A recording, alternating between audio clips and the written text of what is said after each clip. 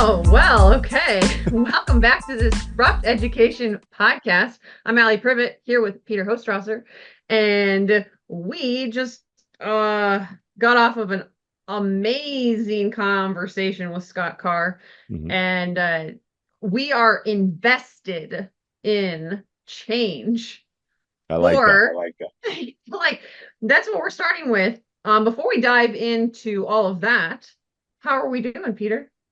Good. And it's scorching hot here today. I will let you know that while we're recording it, but it's okay. I I don't know where I was going to go with that thought. But I was thinking like my dog. My dog, like I just let her out because she's just like I just like this layout in the heat for some reason. I don't know. She's must be a southern dog. Well, she is a southern dog. She's from Texas. So if we didn't adopt her, she would have been running around one of Rachel's state parks down there probably. But yeah, investing in change. I think that's what threw me off because like I'm a business teacher, right? And then like I'm thinking investing and then in what? A lot of students will act like, oh, I need to invest into the market. But I think what we're looking at in this whole series is like investing in ourselves, right? And as educators, investing into the community, and really making it happen. So it kind of threw me there. But I'm ready to go. I loved what Scott put out there. So, but everything's fine. How about you? Like you at this point, when this podcast comes out, you're going to be well over 500 jumps, right? I will. I will. I'm at 496 at the recording of this, but by the time this comes out, yes, I will probably actually be a licensed tandem instructor by the time this episode comes out. Oh, there's no And probably there. You will be. hey, well, like weather does determine a lot of the sport. Like I could be in the process still if weather doesn't cooperate. Skydiving is very weather dependent. If you are unaware of the weather and clouds and wind, if you ever skydive, you will learn about them. Don't let her fool you, folks. She's driven hundreds of miles to get into good weather. I know you'll find the weather. True, that's true. Um, but like it's an investment. Like if we're gonna kick Mhm. off this series, like in when I in totally changed my life 2 years ago, it wasn't it the trajectory wasn't always clear. But when I kind of got the bug for a purpose in change to to pursue skydiving in a serious manner, after getting my first license, becoming an instructor, it legitimately is a huge investment of time, money, resources, and all of that. And I want to start this podcast with what I think is kind of the big picture view of what this series is that if you're going to invest in something, you need to have a why, a what, and a how. Mhm. And starting with the why, I really loved how Scott was like, he does a retreat style investment, and that, depending on where you're at in the educational space, can look totally different. But he really talked about how you have to get people cognitively invested. Skydiving is a very mental sport, so I mean, you are very mentally, cognitively invested. But after you get over that, like, if you're going to pursue something further, you then have to be emotionally invested Mhm. and then believe you can do it in order to make change and even get out of the why into the what stage, which he dove into, and then into the how. His process for investing in change is the flat out the best version of how to do like systematic transformational change in education that I have heard since podcasting with you on the podcast for a traditional school system model, Mhm. right? Like he's trying to really change a whole network, a whole community, and the approach that he detailed, if you have not listened to it, you need to. Mm. You need Yeah. to invest your time into that episode because we can't unpack it as well as he did. He's clearly the expert, and what a guest to kind of kick off this fall series and school year to really, really dive into the purpose of school and what it looks like to invest in change because it's not going to happen it's not going to happen overnight. Right. It's just not. Yeah, I as I was like listening to it and just obviously we were there with them. talking about all the ways that a culture, I'm still stuck on that culture change. It's such a big thing, right? Like, and I know that in a traditional system it's very difficult to change a culture, but it's possible. And then I go back to a lot of our guests, right? Like just the different things that they've put forward. You know, the legal one, the lawyers talking about you have to have the right, and we've mentioned that podcast over and over again, of having and finding the right people who are actually going to lead this change. The guts to say, I don't know the answer, but man, that's a great opportunity to find something out. Nothing fires up an educator, whether you're at the administrative level or even a learner, a student, when somebody says, you know, we have this opportunity to try this. And this is where we're going to go. Scott really laid out that, like you said, that blueprint.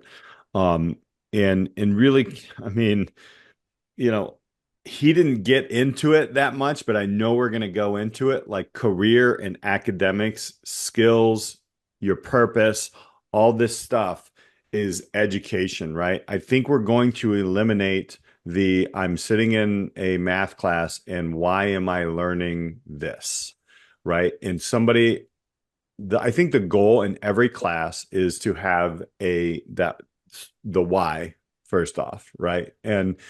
And I can imagine, you know, if you know your students, if you understand who they are, and this is going to be a little bit difficult, and we haven't unpacked this whole thing yet, you're able to tell them a why on almost any of the subjects that are taught in traditional school, connected to who they are, what they're about, if they know their purpose or not, but like, you know, their interests and things like that.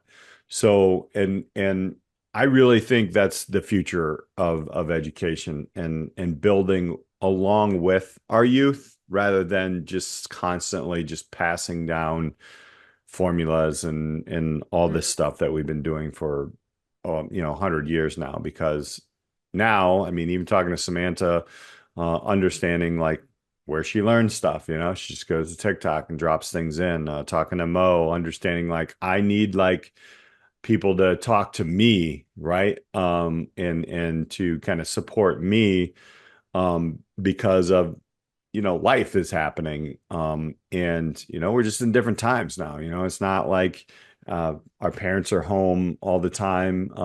You know, there's just such a different place, but goes back to that opportunity that Scott was saying. It absolutely does go back to that opportunity. And one of the biggest opportunities for schools right now is to get crystal clear on why are we here? What is the purpose?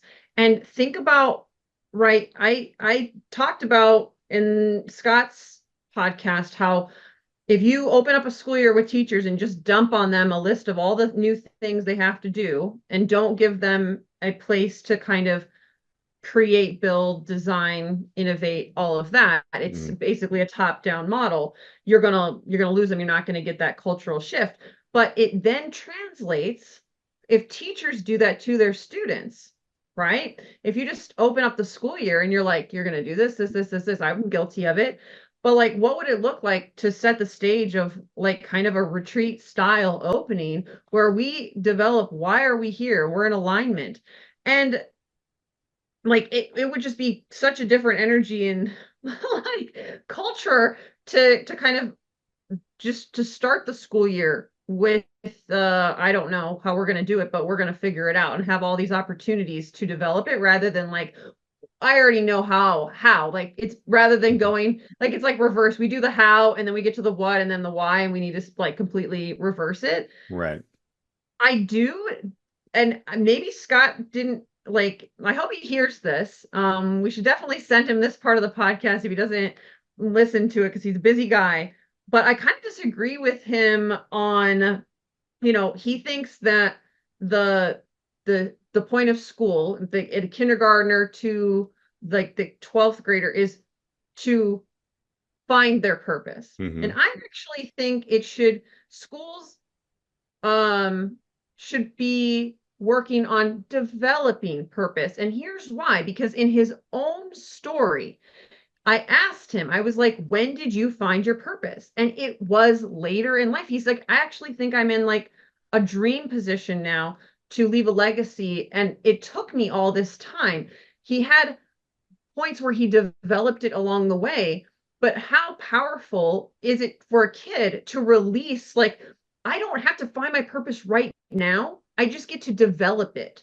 I Hmm. think that that verbiage is freeing, and it could be for a lot of students and educators. If it's not like, oh my gosh, we're on a ticking timeline by 18, I have to either find my purpose if I'm the student, or if I'm a teacher, I have to ensure that that kid finds their purpose, Hmm. rather than this idea around, I'm here to develop my purpose and get closer to my purpose, move the needle on my purpose. And I think that's a powerful shift for the educational system to recognize, like, we could actually clear a lot of anxiety with our youth if we stop being like, well, you have to find it. I'm not sure that that's what Scott was saying, but I'm just Hmm. saying that I think that that conversation could be really powerful if it's treated like that at any level, kindergartner to 12th grade.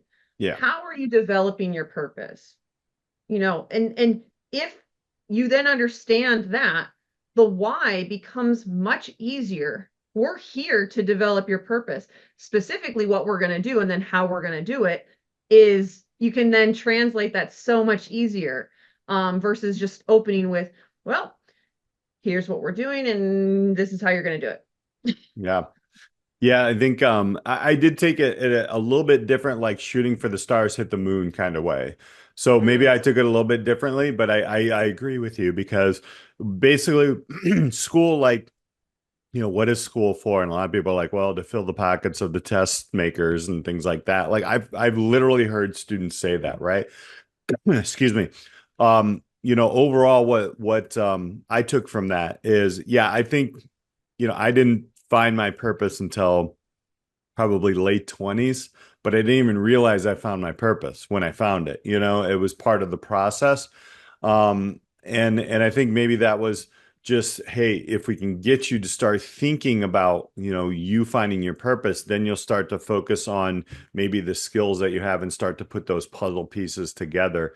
That's the way I took it, but I get what you're saying. Like, there's a way to a pressure relief valve, if you will, on kind of that narrative, which makes sense to me. Just really, and again, I know I've said it. I think we talked about it after the podcast, but this is why I constantly go back in the portfolio. Like, we remember grades, we remember um, test scores, we remember, people in different classes through our high school, through our middle school, elementary school, right? If you go back in your memory, and there might be a few kind of cool things that you did, like, maybe you made like a volcano in science class in fifth grade or something like that, because that's what we all did back in fifth grade. We traveled to, the Museum of Science and Industry here in Chicago. We did a lot of, things like that, and those are the big moments. But what if during that journey of finding our purpose or finding who we are is like, what if I had something tangible to show, like that, my thoughts? I know some people journal in, but I think, like, again, when you go back into portfolio, that fits into somewhere where you can go back and take a look and really identify your journey, and then potentially you might see your purpose earlier. I get why you're saying purpose though, right? Because I mean, once we find our purpose, for that amount of time, because I do think purposes change, um, man, things get really clear, right? And then how do we build school around that? That's why we get into that why. Um, and that's kind of on the individual level. We haven't really got there yet, though, right? Like, this is the interesting things, when we're talking about crushing it, or we talk to our two students, um, understanding, what did they see, and then all right, well, why was that? and then how can we do that, or what do we need to change, and then how can we do it better. I think that's those key pieces that kind of fit into there. But I agree with you. I think, finding your purpose has kind of, it could come off as having a negative, like, I mean, I definitely did not know my purpose even through like college. I mean, I kind of knew, wow, I really like this. And it was like being on a radio station. So I was like, all right, I'm going to go down this route. I didn't really consider it a purpose, but maybe if I did consider it a purpose, maybe I would like dug in deeper and maybe connected with people. So I don't know. Again, I took it as shooting at the stars, but you're going to hit the moon in there. I really like the way that you put it, though. I really like that, like the journey to a purpose. Yeah, like developing it, because I think it could be so easy to just shift the question from where are you going to college? What are you going to do post high school? To just Mhm. like, what is your purpose? And it's still an anxiety inducing question for Sure. a teenager, potentially trying to like, well, if I don't know my purpose, then what, like, how do I even answer that question? Right. And so if it's around this idea of like, what is meaningful and how to get closer to meaningful work, I do think that that could help, framing at any kind of level in the educational process, particularly secondary high school level, Yeah. because that is the area that like, I think it really comes down to that pressure point for a lot of youth. And then if they don't have it, well, then what have they been doing? Like then they're like, well, what have I been doing in school? If Right. if they Right. feel like, oh, if I don't find something, then again, have we still kind of lost students in that journey Hmm. because we still want, a certain outcome for them rather Yeah. than just saying, look, this is a part of your life and we're getting you to develop and grow and learn.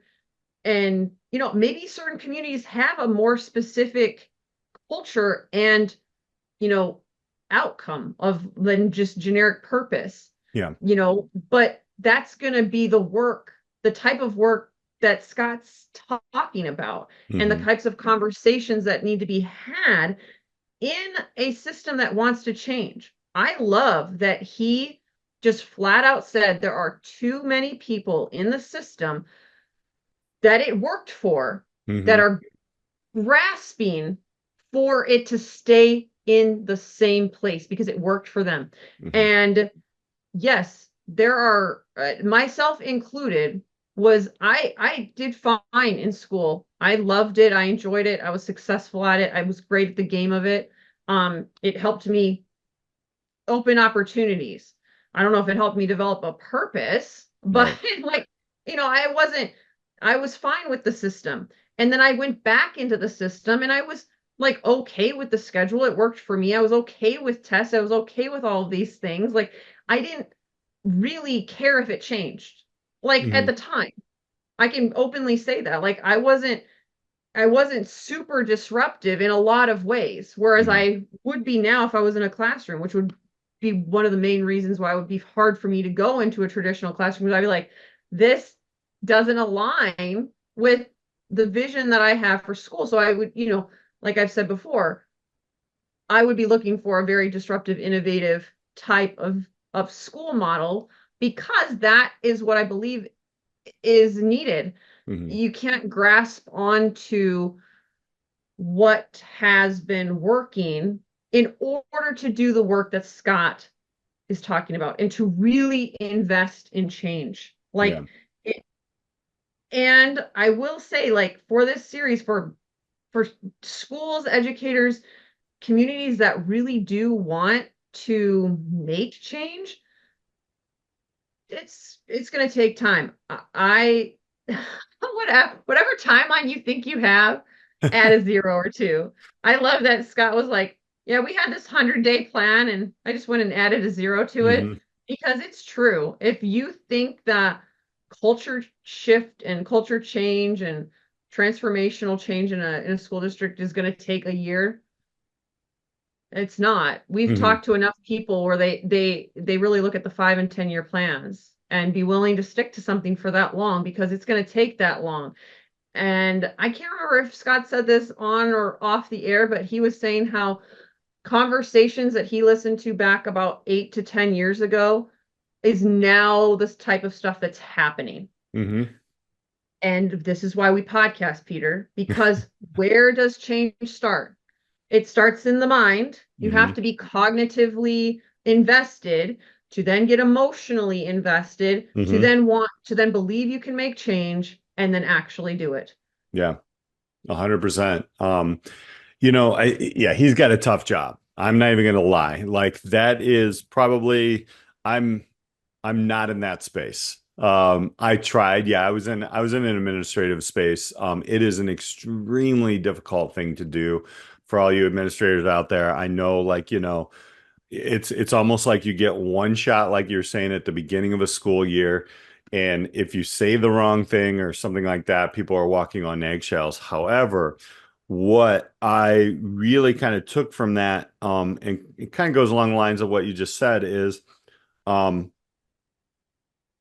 systematic change is literally never going to stop. It's going to be slow, it could be fast or whatever. But I really think, again, I said this in when the pandemic happened. If you go back into the pandemic and when I was podcasting then, um, and Pam Roy was the one who said it. She was like, "Really? I've never heard anybody say this is the greatest opportunity in education right now." And I truly believe that because it opened up so many things. And yes, people are like, "Oh, we're not changing."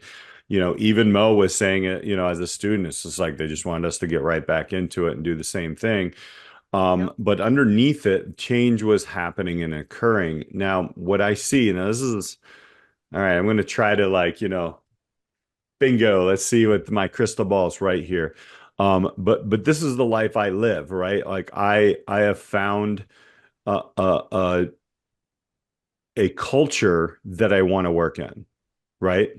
And I Mm. think as educators, in general, because there are less educators than there are jobs, and there are these opportunities out there to shop around to be a free agent. I know I've said this with Mike Yates way back on a podcast. My dream was to, you know, it's not like okay, the NFL. We were talking about the NFL before the podcast last week. You can't just like trade all your players, right? And get in, or can you? Is that coming? Is that Mhm. something that, school districts are going to start to see? Like, if we want to change culture, we hire culture. We hire people with this culture who have shown this culture, who are, they don't look at this as a responsibility, they look at this as an opportunity. I'll honestly say I have found that it Mm. took about 5, 7 years to do that, but it is now becoming more evident. So I see that with amazing leaders in education. If you're going to be in a system, and I'm not just talking about like administrators or whatever, this is community. Like community has to buy into this. Community's got to understand that 30% that he was talking about that is going to go to college and actually that's all they really need.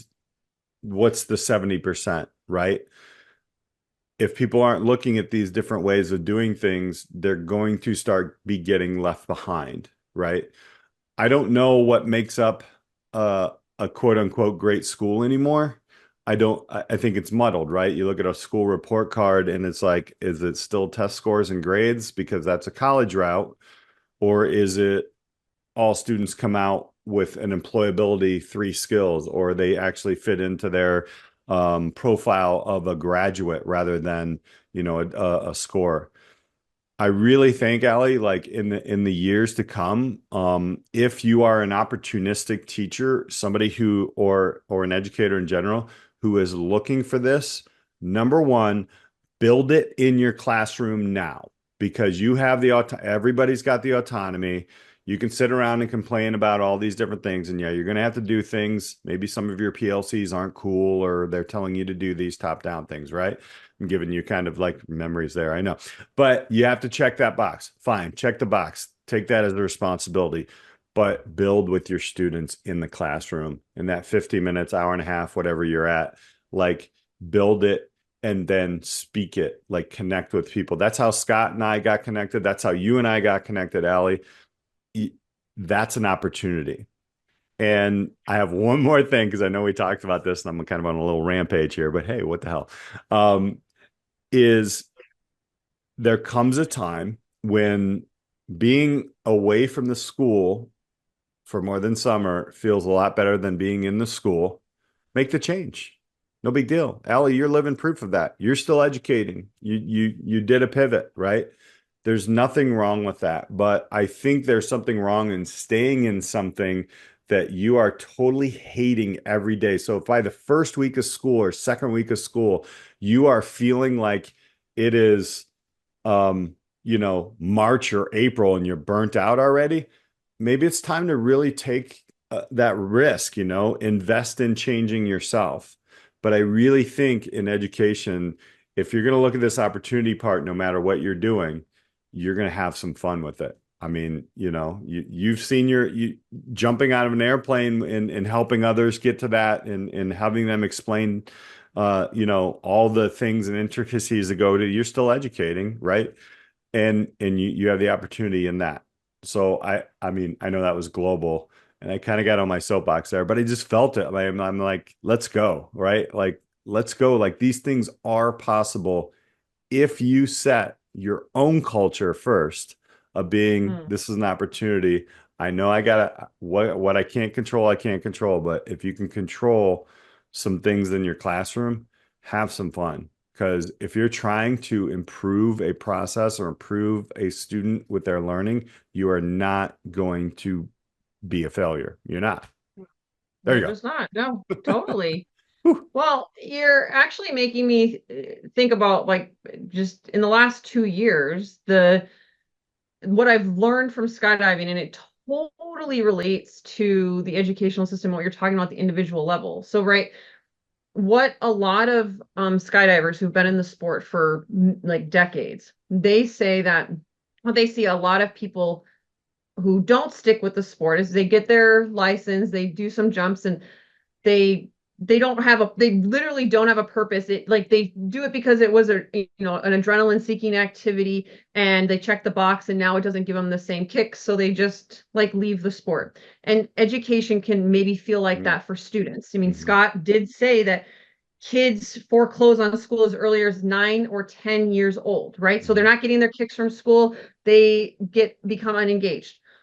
But for those who stay in the sport of skydiving, it's because they either go and compete, so they themselves have a purpose of them trying to get to the highest level, or they work with students, people who are trying to get into the sport. Mm-hmm. And so if you think about that with education, you can think about like if you have a strong purpose in your classroom, in your school, in your community, then you're not just checked out.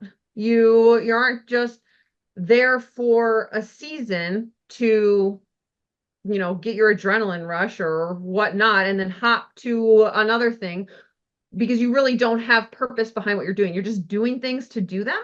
Mm-hmm. You don't have a clear why. So you don't know what you're doing. There is no like, then how do I Mm-hmm. get there? So it really does tie back to, in order to make change, you have to be invested, but that clear purpose is going to really drive the change. And yes, it is, as he said, he's like in year one, they kind of have this pilot and then they let it bleed and grow. So it has to kind of spread. I will tell you that, like me being very purposeful in my goals at the drop zone that I am at has rallied other people into that. And like I started with my own why and I share it openly and often, and it drives me to do the types of jumps and experiences and training that I do. But that does affect others. Mm-hmm. And they're like, oh, they start thinking about like, well, what is my role and how can I help? And yeah, it's not for everybody, but it does start to drive culture. In fact, we just had a recent staff meeting about like what is your goal of for yourself and what is your goal for this club, a skydiving club. And we ultimately were trying to get on the same page. We were trying to align our whys. Like Mm. I and that should then give us clear what's and how's to move that forward individually and as a community. I like those two questions, and I think that's a question that we can pose to our listeners wherever they're educating is, yeah, what is your goal, like your next goal, and then what is like your goal for wherever you're working, like or your team, right? That immediately got me thinking, and I was crystal clear on mine. Like I can tell you, my goal is to be a part of a growing team that's going to lead CTE programs. And, the goal for our team basically is to make more connections with community and give more opportunities to our students to experience learning within their community or in the real world. That's it. Like that's our goal. And I know there's smaller pieces to that. Um, but that's right on.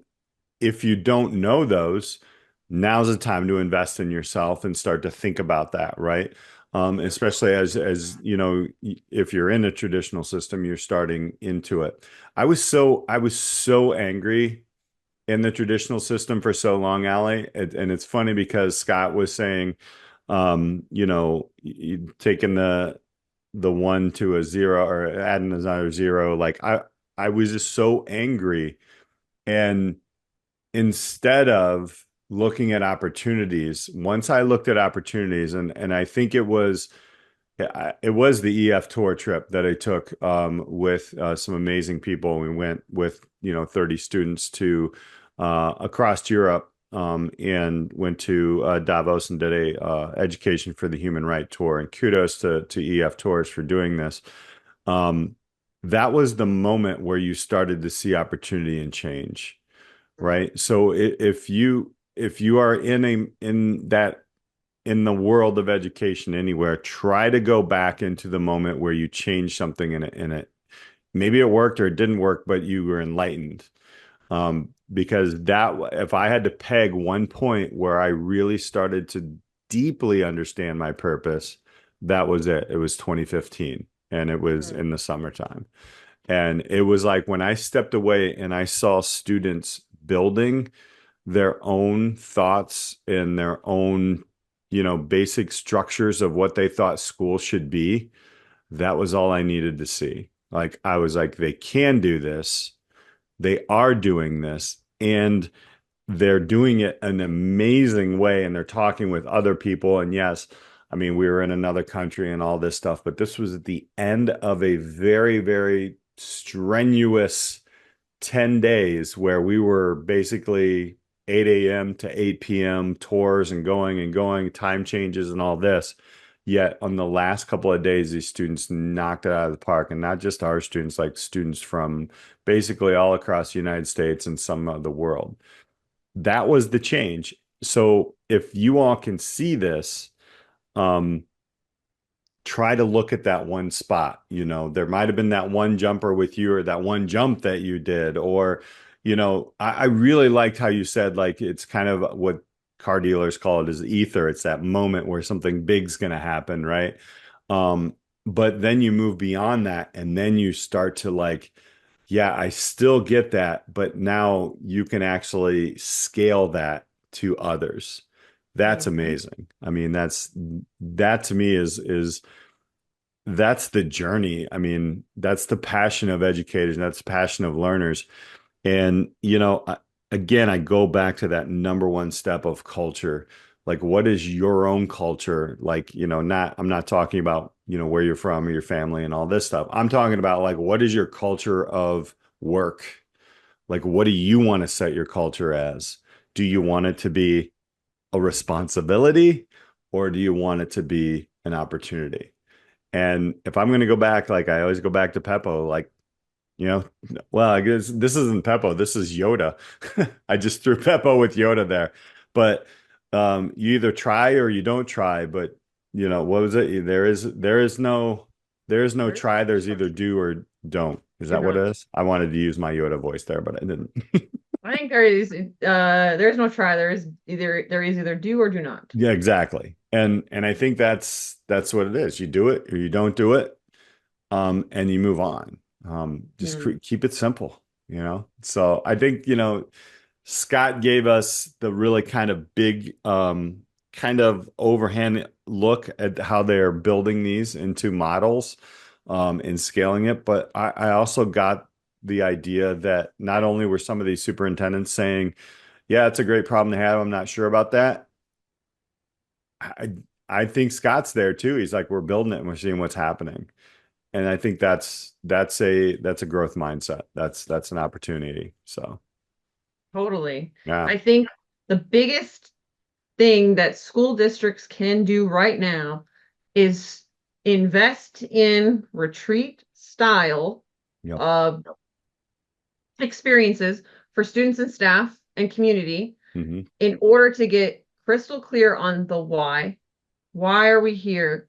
If the school district isn't developing their purpose, then the teachers aren't and the students are. Like there's this misalignment and a missed opportunity. So in order to invest in change, you have to really dig into the why Hmm. and make that clear because that should drive the what and the how. If you're like, if I understand why I'm at the school building, then I don't want to miss it. Yeah. Right? Like Yeah. I want to be there. If I'm just, you know, unclear and disengaged and I don't really understand like how this is helping me in any way and I really think that it isn't, I'm not going to invest my time in it. And Hmm. it has to be everybody and or at least the vast majority because that's going to create the culture. Yeah. Um, and a strong culture has a strong why. And those are the tight-knit communities. Those are where you're seeing the movers and the shakers and the doers. And, Scott very clearly pointed out that teachers are the doers. They are the ones implementing the changes. It's and we can't leave them behind. You can have your administrators and your school boards and your superintendents lay out all of these big plans, mission statements, documents. But if your teachers are not on board, that will not happen Hmm. because they're the ones doing the work. They're implementing the work. And so if you want to really make change, you have to invest in educators and you have to invest in them to really understand their own why and the community's why and the system's why. And I think we would see amazing change. It wouldn't be so hard, Hmm. right? It would feel easy. We'd all be driving towards the same thing. It might not look exactly the same in every classroom and community, but you would not pull a 10th grader out of algebra class and ask them, why are you here and get a what? They would if it was set with intentionality Hmm. of this is why we're here every day and we all understand that, then you can pull anybody out at any time, any level, and they will have a reason for why they are there. Hmm. Yeah. 100%. And I think I'm going to go back to this will be my kind of final thought, but just again, if you are an innovative teacher, just keep going, like innovate, right? Yes, it's hard, it sucks, it does, but um you're going to become more marketable. I mean, beyond education, right? Like think about all the human to human interactions in any type of business, right? I mean, we're talking about teaching high school and skydiving here, but there are millions of those. But think about those, and if you're innovative and you know how to connect with people, whether you're building, helping build somebody in business education or a portfolio or whatever it is, you're going to be able to really like showcase that, right? And you don't need to put it all out there, but you will see that the schools that are going to thrive, I'm making this prediction, I'm going to stick with it, are the schools that are very intent on their culture becoming innovative and they only hire innovative teachers. And they're probably willing to pay, but they're going to do that. And and believe it, and you'll see it. I've seen it, like it's happening. So that was what my final thought would be. And we got some more stuff coming up that is amazing. We're going to start to kind of, Scott was the overall picture, and we're going to start to go down into probably some stories and different ways to connect community, that people are doing some pretty amazing things. So did I hit everything there? I think so. Only thing I would add is, you know, I think I think Scott said this on the air, but if not, I want to reiterate it, or make sure it is said. But I want to end this podcast with our listeners with a kind of a question he poses, like, what does it look like to teach to 2025? And is your future clear? Do you have, a vision, and are you developing your purpose? Because I think those are kind of questions to ruminate on and get clear on in order for the change to happen. So yeah, I hope if you have thoughts on this topic, we're excited to dive in this fall series and really look at what does it mean to invest in change and invest in education in ways that we haven't necessarily talked about yet on the podcast. Exactly. And with that, we'll end it right there. I love that. Thank you so much, Allie. So for Allie Privet, I'm Peter Hostrasser. Hey, we'll catch you next week. Go back and listen to Scott. Go back and listen to all the other podcasts. Just pick and choose. There's a lot of different things out there. But also connect with us. All our connections are in the notes. Thank you again for listening. We'll catch you next time on the Disrupt Education Podcast.